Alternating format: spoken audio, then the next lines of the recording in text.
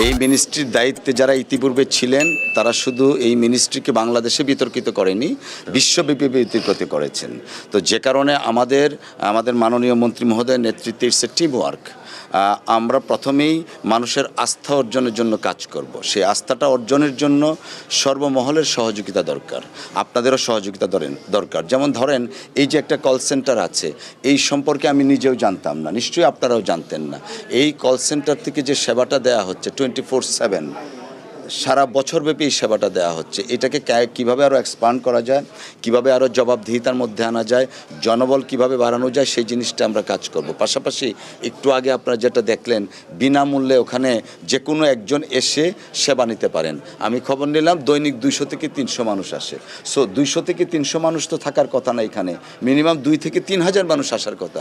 যদি মানুষ জানতেন যে ভূমি মন্ত্রণালয় থেকে এই সেবাটা দেয়া হচ্ছে, তাহলে মানুষের সংখ্যা আরও বাড়তো, প্রতিনিয়ত আরও বাড়তো। তো আমাদের এক্সিস্টিং যে সেবা কার্যক্রমগুলো আছে সেগুলো হাইলাইটেড করা হবে, এটা আপনাদের মাধ্যমে করতে চাই। আর পাশাপাশি যে কথাটা বলেছেন যে এই মন্ত্রণালয়ের বিষয়ে একটা দুর্নীতির বিষয় সকলেই জানেন, সেটা আপনারাই বলেন।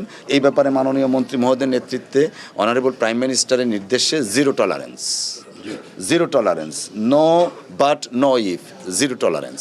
এবং কর্মক্ষেত্রে আমরা মনে করি এবং প্রত্যাশা করি যারা প্রজাতন্ত্রের কর্মচারী আছেন, article 21 of the constitution, sub article 2, সেটার পালন করবেন, ওনারা বাধ্যগতভাবে থাকবেন।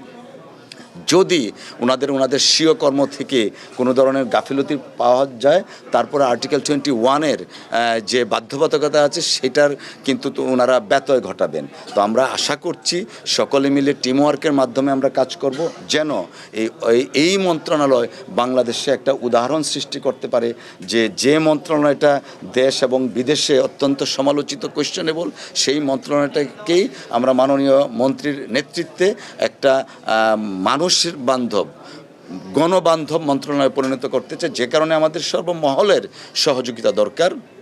এবং আপনাদের কাছে আমরা অনুরোধ জানাবো, কোথাও কোনো ত্রুটি থাকলে, ত্রুটি মানুষের হতেই পারে, সেই ত্রুটিটা যথাযথ কর্তৃপক্ষের নজরে আনলে ব্যবস্থা নেওয়া যাবে। তাছাড়া আমাদের মন্ত্রণালয় থেকে অভিযোগ দায়েরের নির্দেশিকা আছে, সেই বিষয়ে কিন্তু অনেক মানুষই আমরা জানি না। আমি এই গত 3-4 দিন মাননীয় মন্ত্রীর নেতৃত্বে নির্দেশে আমরা কাজ করছি। আমাদের মন্ত্রণালয়ের যে এক্সিস্টিং সেবাগুলো আছে, সেই সেবাগুলো এক্সপোজ করা দরকার।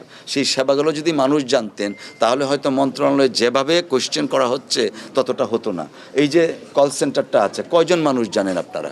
আমরা জানি না, কেউই, অনেকেই জানি না। তো আপনাদের সকলের সহযোগিতা থাকলে এবং যারা মন্ত্রণালয়ে এক্সিস্টিং কর্মকর্তা আছেন, প্রত্যেককে সাথে নিয়ে মাননীয় মন্ত্রীর নেতৃত্বে আমরা জনবান্ধব মন্ত্রণালয় গড়ে তুলব।